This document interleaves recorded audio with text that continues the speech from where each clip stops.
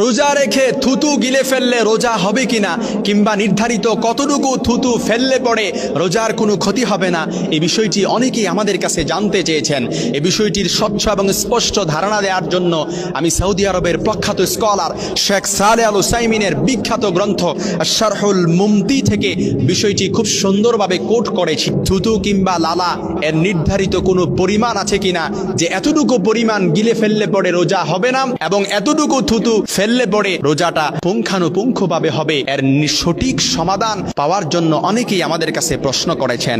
স্পষ্ট ব্যাখ্যা দেওয়ার জন্য সৌদি আরবের প্রখ্যাত স্কলার শেখ সালেহ আল উসাইমিন রাহিমাহুল্লাহ উনি শারহুল মুমতির মধ্যে বিষয়টি খুব সুন্দরভাবে কোট করেছেন। 6ষ্ঠ অধ্যায়ের 428 নম্বর পৃষ্ঠায় তিনি বলেছেন, রোজাদার বান্দা যদি তার মুখে যদি অতিরিক্ত থুতু কিংবা লালা এসে যায়, তাহলে সে যদি এটা গিলে ফেলে তাহলে তার রোজার কোনো ক্ষতি হবে না।